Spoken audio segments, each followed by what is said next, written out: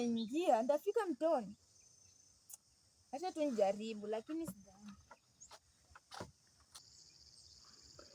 Hapa sasa nilikuwa nimetolewa mbio niende mtoni, lakini giza ilikuwa inaingia. Sasa nilikuwa tunaongea tu vitu zangu kwa njia nikienda.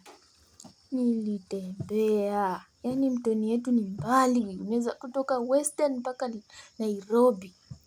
Nikatembea, unaona tu naimba tu nyimbo zangu tu hapo. Nikaenda, si unaona hapo niliruka, lakini karibu nianguke, lakini nikaendelea tu na safari. Unaona sasa mtoni yetu ndio ule huko chini penye ile mti iko.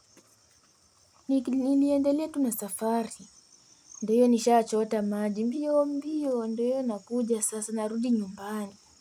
Na hiyo sasa unajua kumewaka, nilitiririkwa na jasho, yaani mtoni ni mbali, lakini nilitembea. Ndio hiyo tu mimi natembea tu zangu pole pole kama nimeweka mtungi kwa kichwa. Na hiyo mtungi ilikuwa mzito. Ndio hiyo sasa mimi tu narudi tu na ile njia nilienda. Ndio hiyo sasa nikakuja hiyo saa nasikia tu kutupa mtungi huko. Unasikia tu utupe mtungi, umechoka na watoto sasa wanakuimbia huku hivi kwa mamiti. Unajua huku Western mamanki kwa mamiti watoto, yaani huwezi jua ni nini. Ndio hiyo tu mimi naenda tu zangu.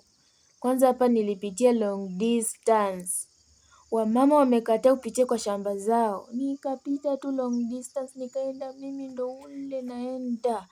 Hakuna ukikutikana kwa shamba ya wenyewe, utanunua mahindi imepandwa. Ndio hiyo mimi naelekea kufika sasa. Na ndio hiyo nikafika.